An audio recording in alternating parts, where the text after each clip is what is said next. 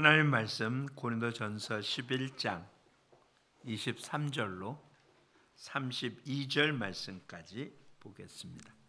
한 절씩 교독합니다. 홀수절은 제가 읽고 짝수절은 여러분들이 읽어서 32절 말씀까지 보겠습니다. 23절 제가 읽습니다. 내가 너희에게 전하는 것은 주께 받은 것이니 곧 주 예수께서 잡히시던 밤에 떡을 가지사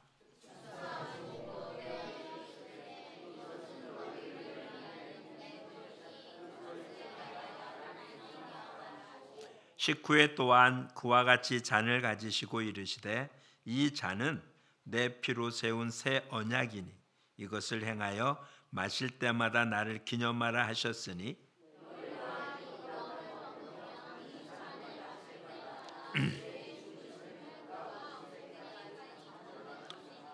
그러므로 누구든지 주의 떡이나 잔을 합당하지 않게 먹고 마시는 자는 주의 몸과 피에 대하여 죄를 짓는 것이니라.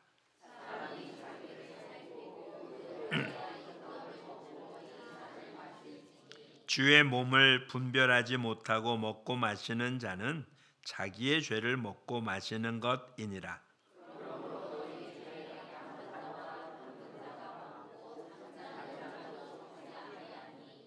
우리가 우리를 살폈으면 판단을 받지 아니하려니와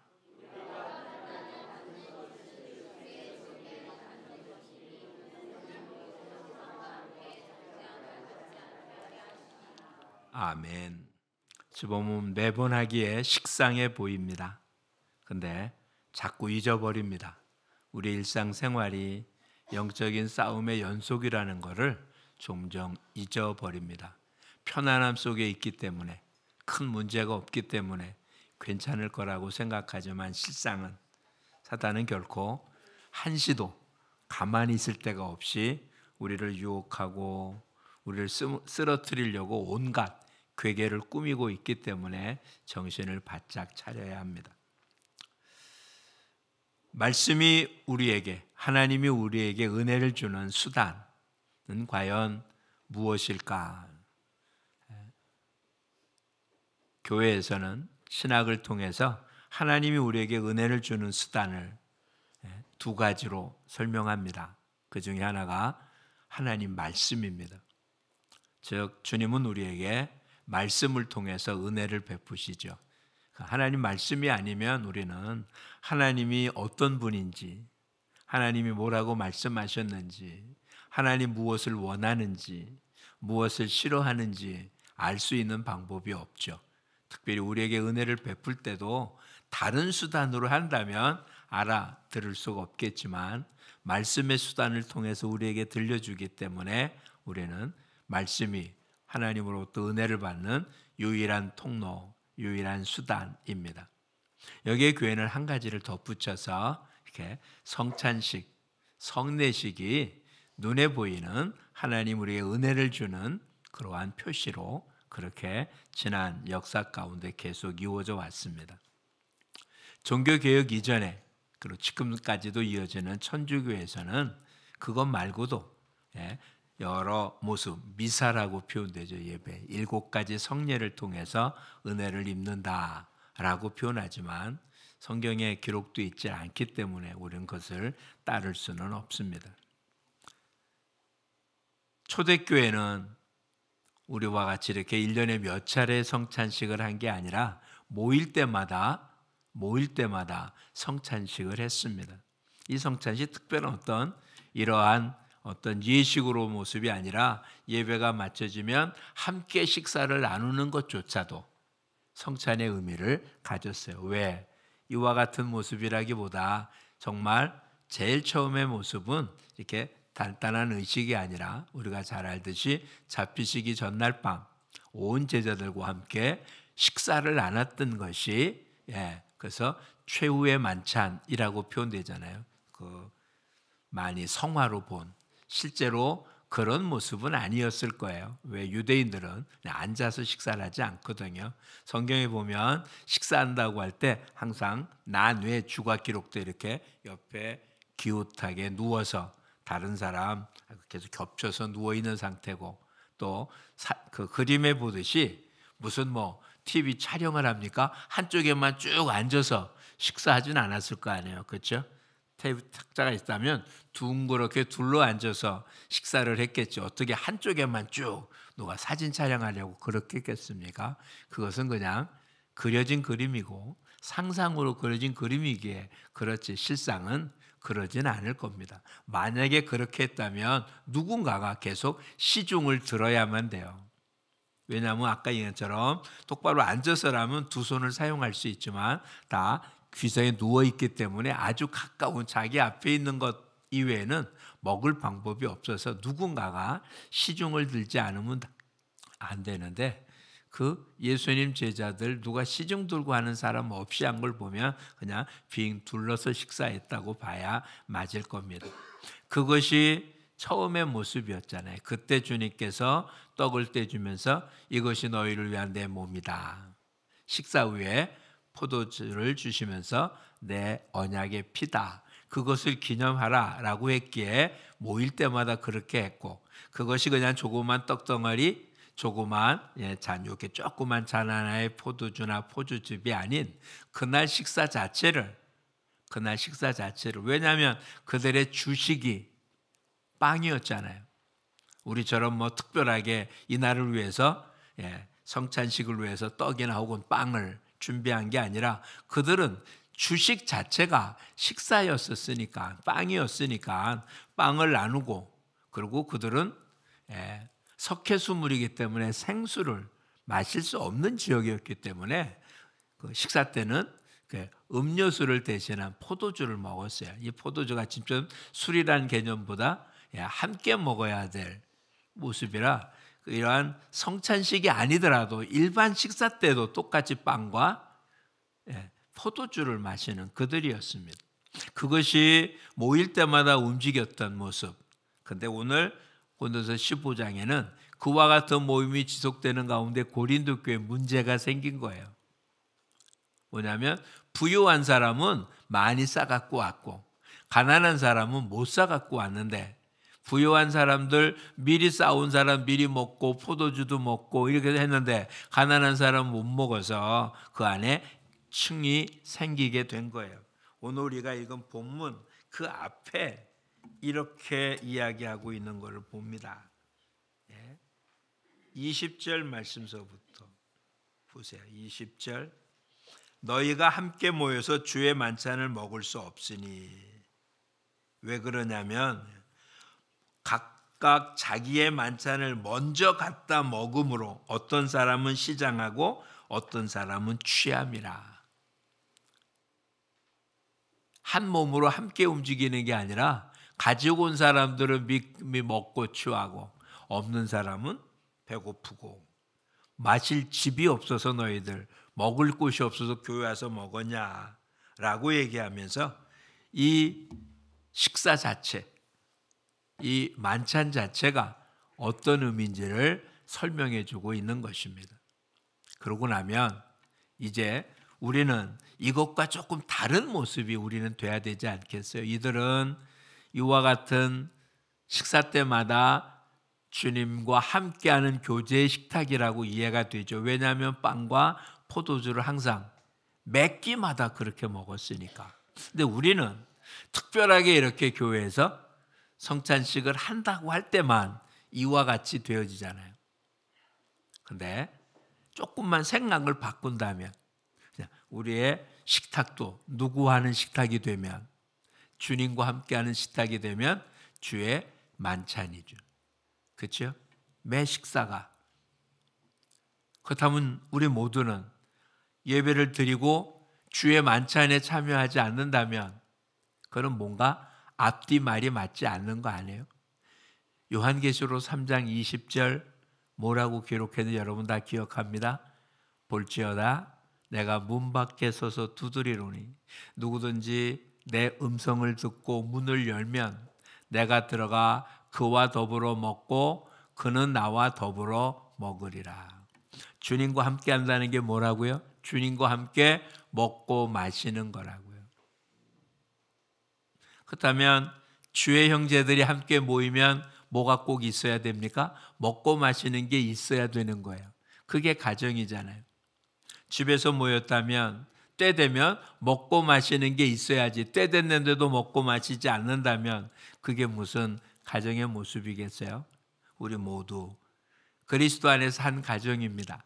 그러니까 주님과 함께하는 자라면 모였을 때 뭐가 있어야 됩니까? 만찬이 있어야 돼요. 이게 성스럽게 차려진 만찬이 되었든 아니면 간단한 다과가 되었든 뭐가 되었든 주님과 함께하는 만찬이 없다면 예배의 완성이 되지 않은 거잖아요. 물론 우리의 형편이 다릅니다.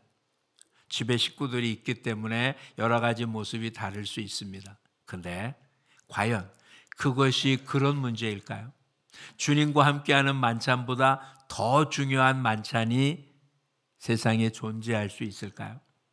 한번 생각해 보십시오.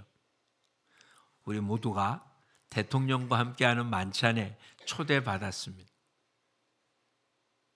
근데 아프거나 그래서 대통령이나 한국 대통령실에서 요구한 어떤 조건에 맞지 않기 때문에 참여할 수 없다면 모를까? 그러지 않았는데 각자 어떤 개인 사정에 의해서 그 만찬에 참여하지 않을 사람이 있겠습니까? 안 그래요? 그런데 만왕의 왕 되신 주님께서 우리를 만찬에 초대하신 겁니다. 그런데 그 만찬에 어떤 이유, 어떤 모습이 그 만찬에 참여하지 않아도 될 만큼, 아니 그 만찬에 참여할 수 없을 만큼 급하고 다급하고 중요한 일이 존재할 수 있을까요? 주님은 같은 식의 비유를 해요. 잔치를 베풀고 언제 잔치한다고 이미 초대장을 다 보냈습니다. 근데 그 잔치의 날 사람들을 다시 동원해서 이제 다 준비됐으니 뭐라 그랬더니 뭐라고요? 나는 장가 가서 나는 새로운 소를 샀기 때문에 그를 해봐야 돼서 밭을 사서 등등 자기의 여러 가지 이유 때문에 참여하지 못하겠다라고 이야기합니다.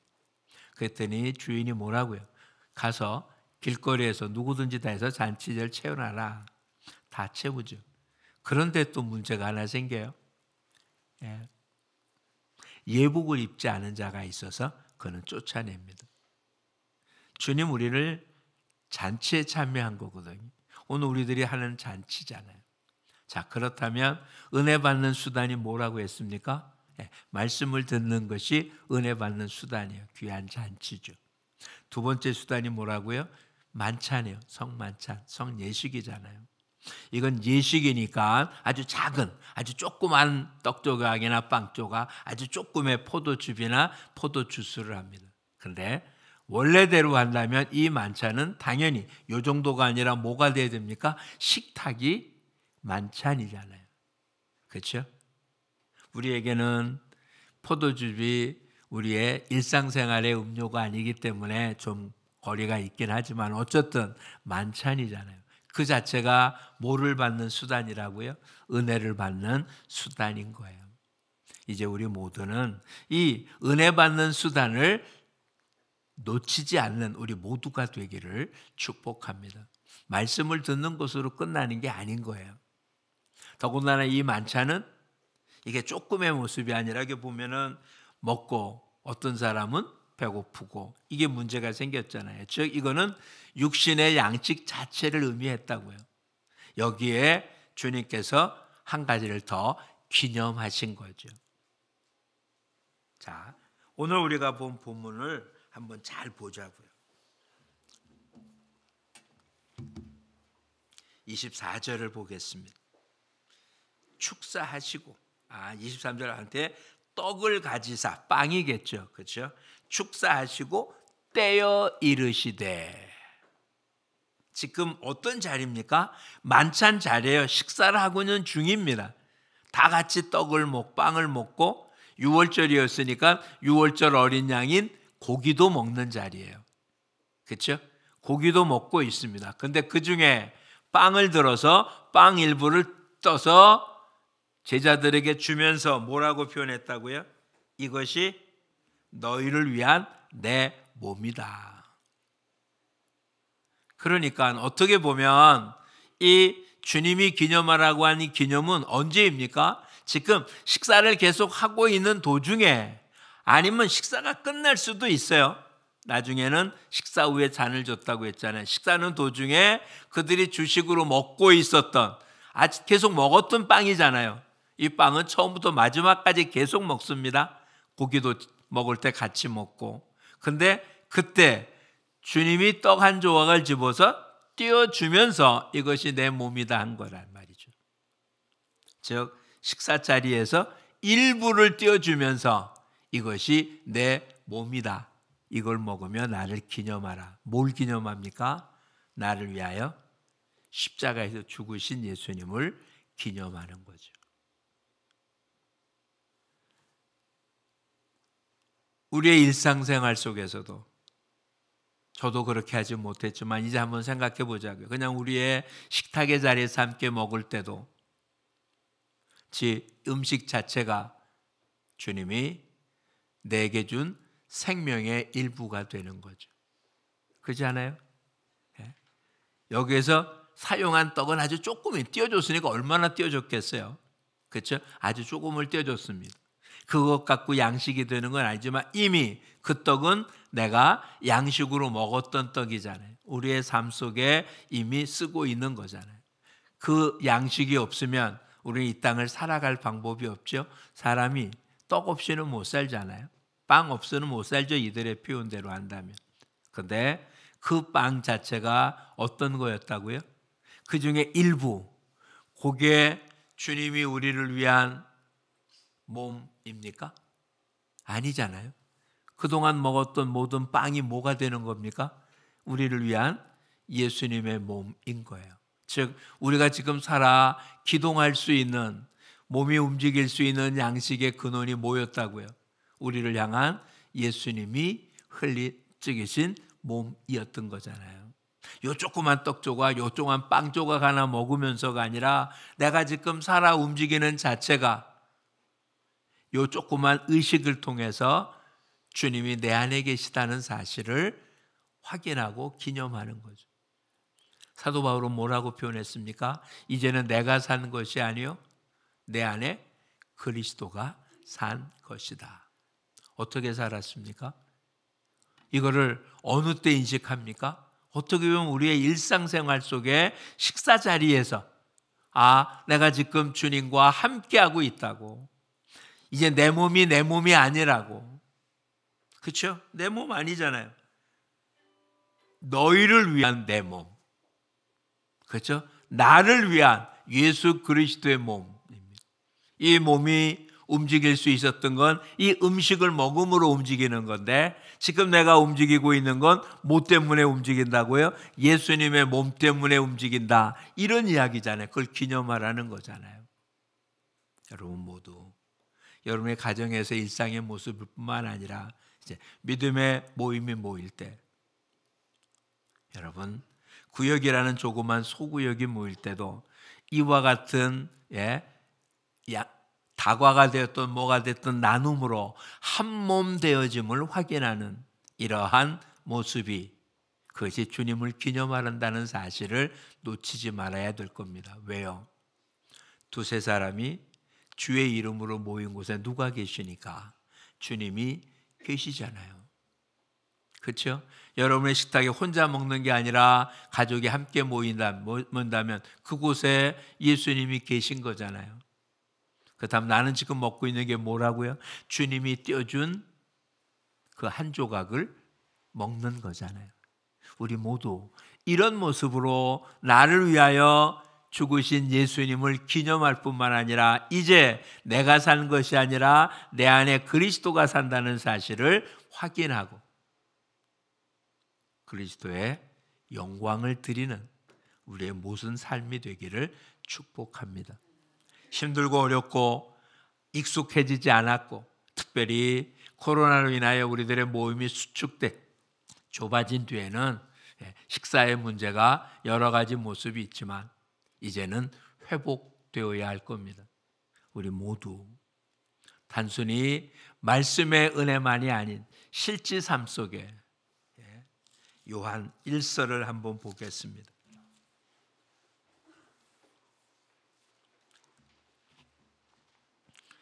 요한 1서 1장에 의하면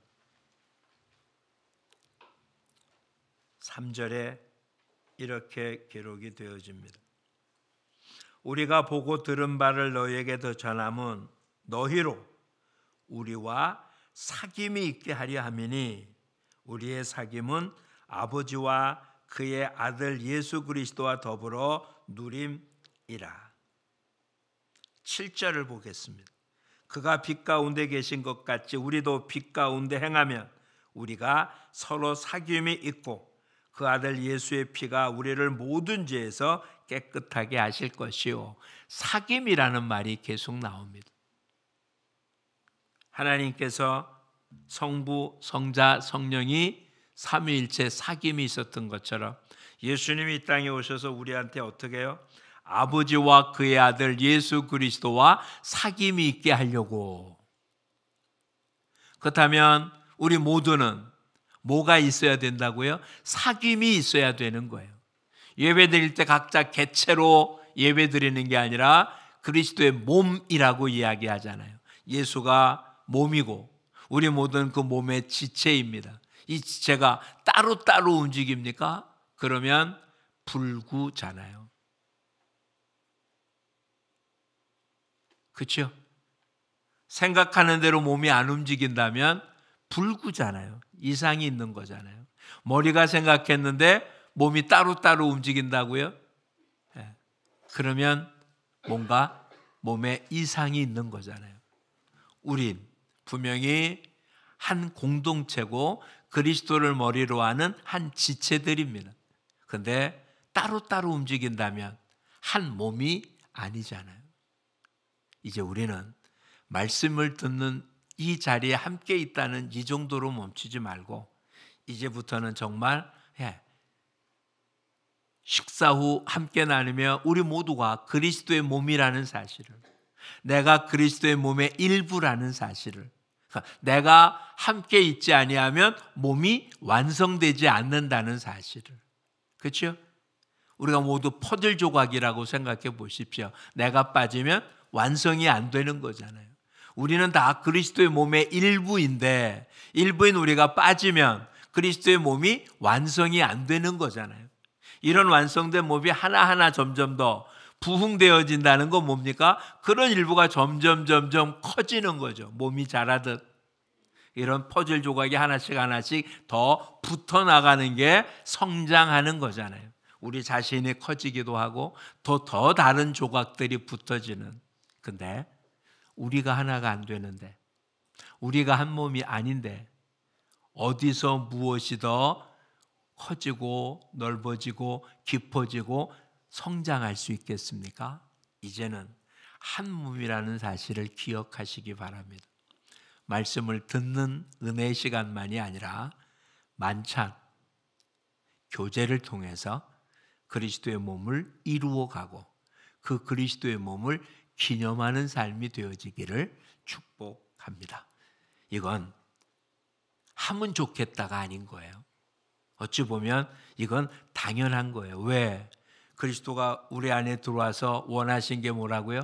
나는 너와 더불어 먹고 너는 나와 더불어 먹으리라. 이게 주님이 원한 거였잖아요.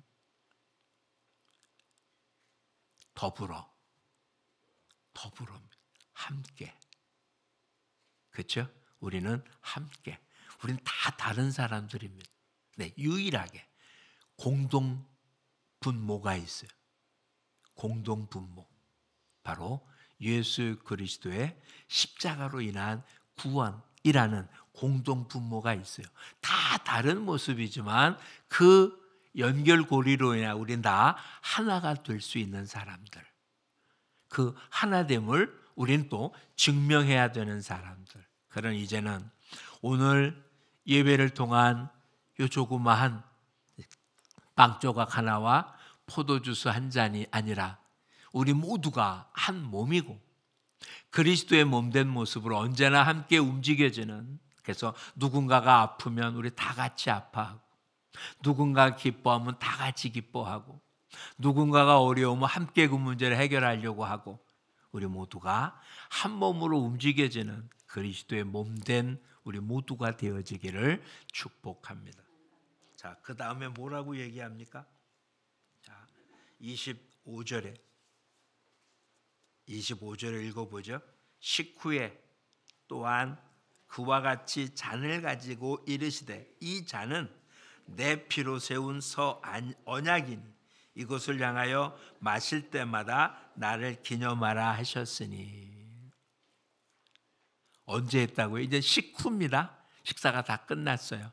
식사가 끝나고 이제 포도주로 마지막 입을 하고 이런 모습일 때 거잖아요. 우리로 얘기한다면 뭐가 되겠습니까? 옛날 같았으면 숭늉을 마셨을 것이고, 지금 같았으면 커피를 마실 수 있겠죠. 그렇죠? 그런데 그러면서 뭐라고 얘기했다고요? 포도주 붉은색이었기 때문에 예수님 그거를 피라고 표현하면서 내 피로 세운 새 언약. 그래서 이걸 마실 때마다 나를 기념하라고요. 예수님의 몸, 예수님의 피 흘림이 없은즉 사함이 없습니다.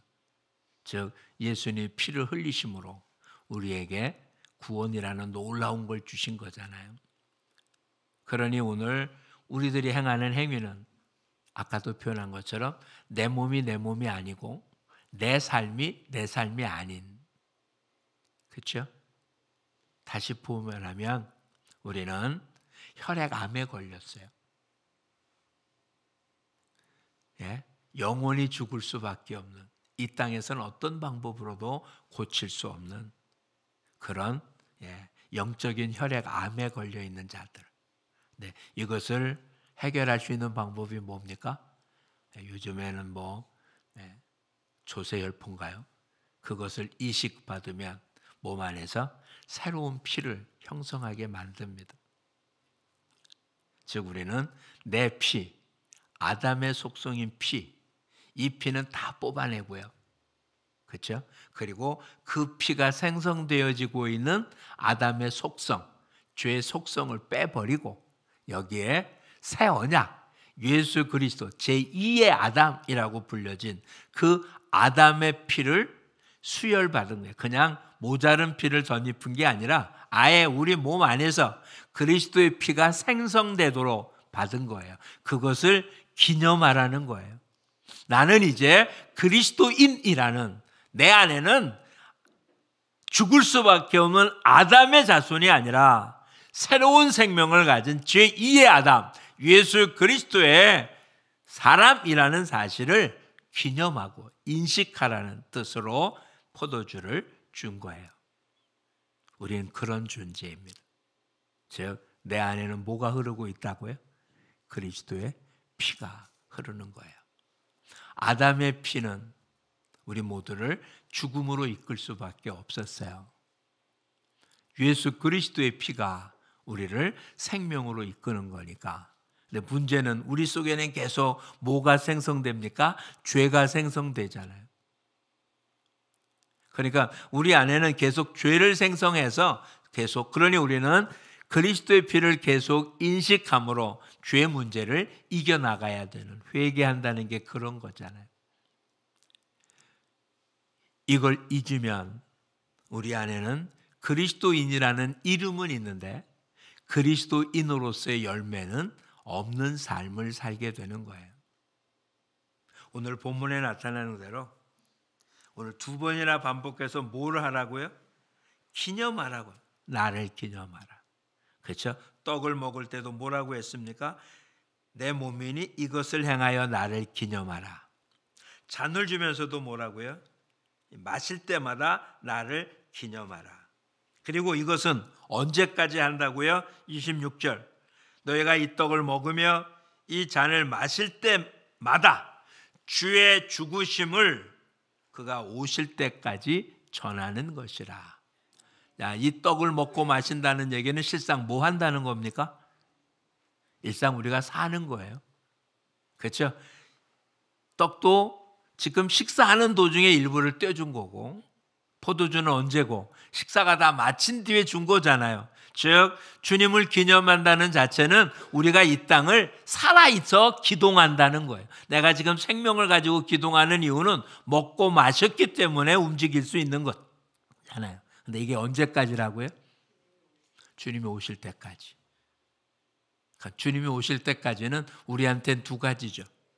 내가 주님 앞에 가든지, 내가 생명이 끊어져서, 아니면 살아있는 동안 예수님이 오든지, 이게 주님을 만날 때까지예요. 그때까지 뭐 하라고요? 그때까지 뭐 하라고요?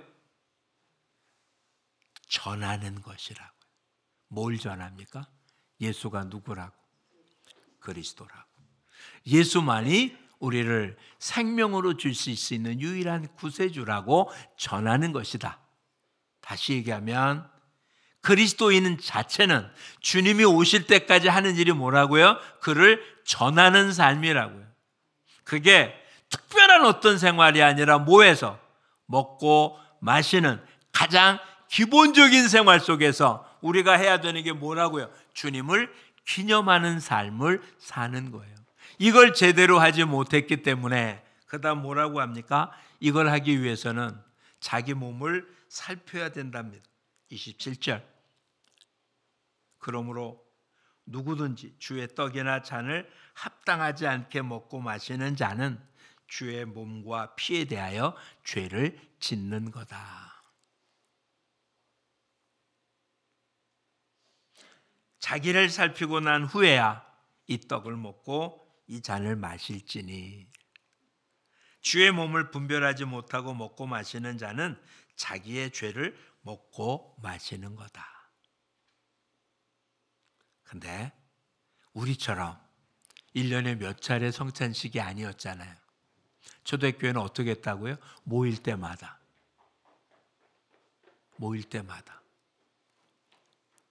이 모임이라는 게 공동체적인 모임, 일주일에 한 번일 수도 있지만 매 가정에서 매일 모인 사람들은 매일이 어떻게 한 거예요? 성찬을 한 거예요. 매번 모일 때마다. 그런데 그때마다 뭐를 돌보지 않으면 자기 몸을 돌보지 않으면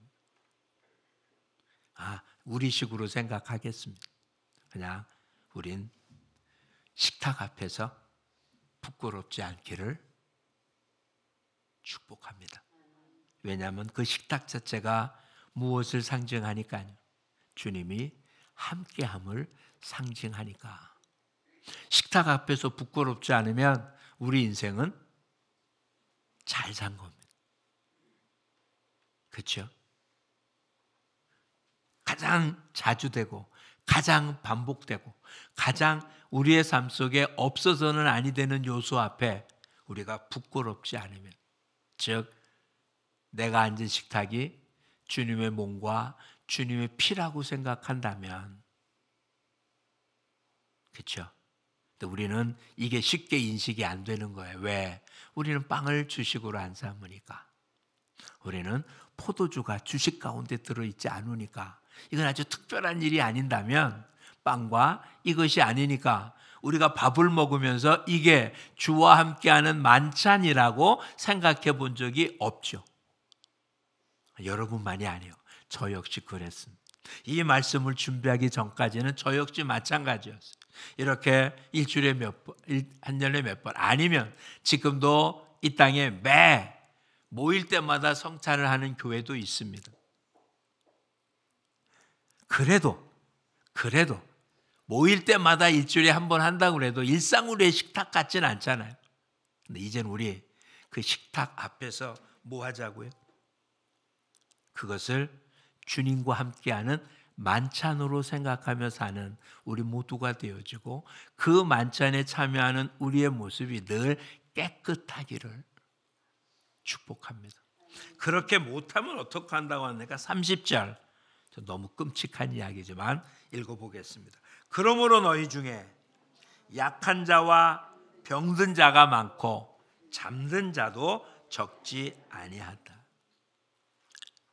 왜? 주님의 공동체, 주님과 함께하는 모습이잖아요.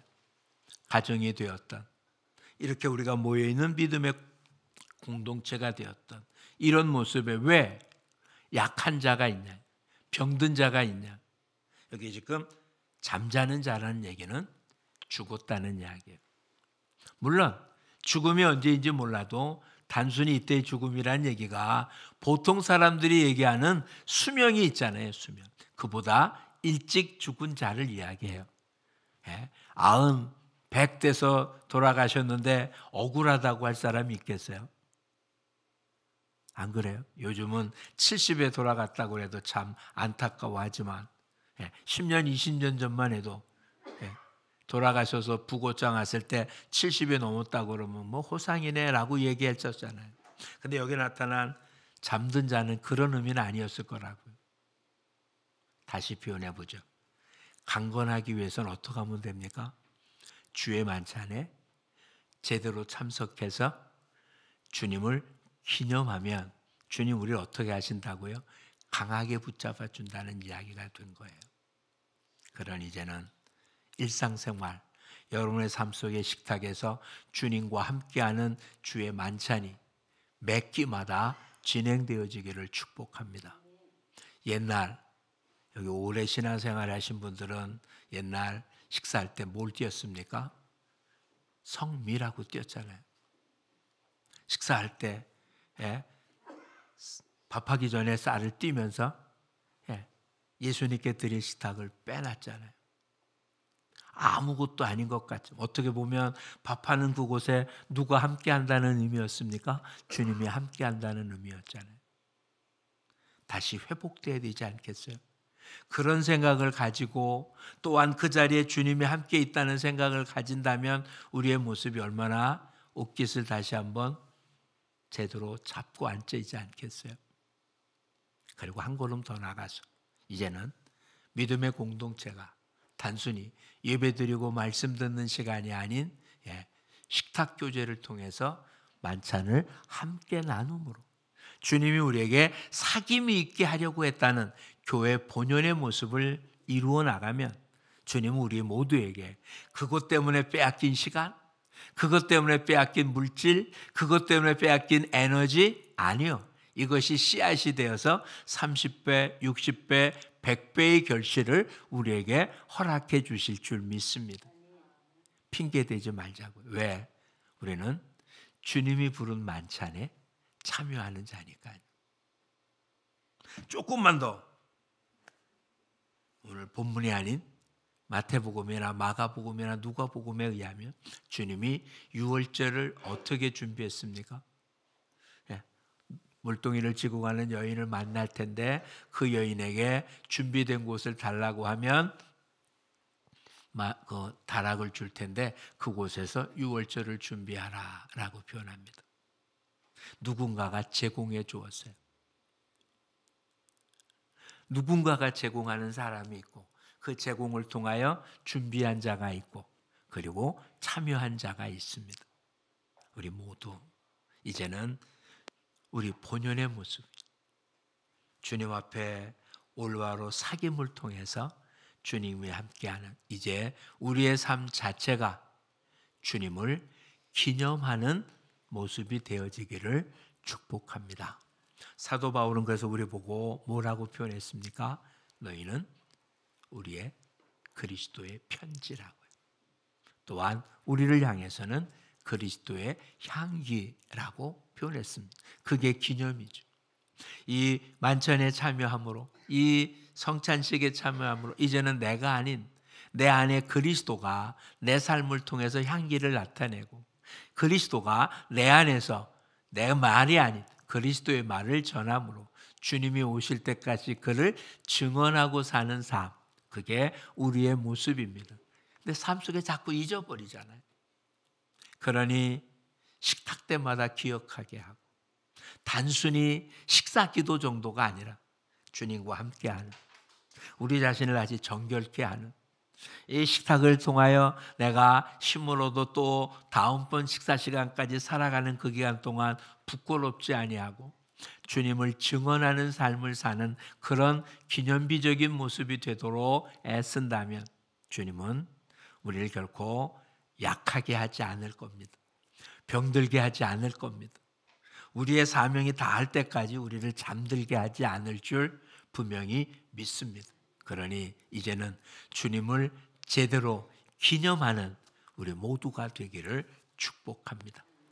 이 시간 이후 우리 모두 그리스도인들이 몇 사람이 모이면 함께 나눔의 시간을 가지고 또 다른 이들도 이런 나눔의 시간에 초대를 해서 그 초대 속에 그리스도의 향기가 얼마나 아름다운지를 보여주는, 여러분의 집에 손님을 많이 초대하십시오. 집으로 초대하기 어려우면 요즘에는 뭐 카페 문화 아니에요. 카페 요즘 뭐 커피만이 아니라 빵과 함께 나누는 모습에 초대해서 함께 나누고 복음을 전하고 사랑을 나누는 그런 모습이, 주어진 많은 환경들을 쓸데없는 곳에 보내는 시간이 아니라 그렇게 투자하는 것이 결코 아깝지 않은 그리스도를 증거하는 사귐의 모습이 되어지는, 날마다 주님과 만찬을 나누는 우리 모두가 되기를 축복합니다. 기도하겠습니다.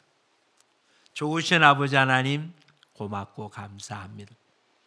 나의 나됨이 하나님의 은혜라고 고백했던 바울처럼 우리도 똑같이 고백할 수밖에 없음을 고백합니다.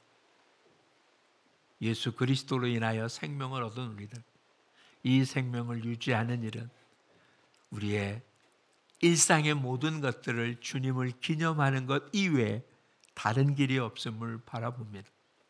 교회는 어쩔 수 없이 1년에 몇 차례 이렇게 성찬식을 갖지만 아버지, 이젠 우리의 일상생활의 모든 식탁이 주님과 함께하는 만찬이 되어지고 이 만찬을 통하여 주님과 동행하며 주님을 기념하며 우리의 삶이 주님을 드러내는 삶이 되어지고, 이제는 우리가 다른 사람들을 우리의 만찬 자리에 초대함으로 그리스도를 소개하는 그것이 우리의 일상이 되게 도와주시고, 코로나로 인하여 잃어버렸던 우리 안의 만찬의 자리도 다시 회복되어서 이젠 교회가 교회다운 모습으로 온전해짐으로 우리 안에 약한 자, 병든 자, 잠든 자가 점점 적어져서 주님 주신 강한 축복으로 누리는 우리 모두가 되게 하여 주옵소서.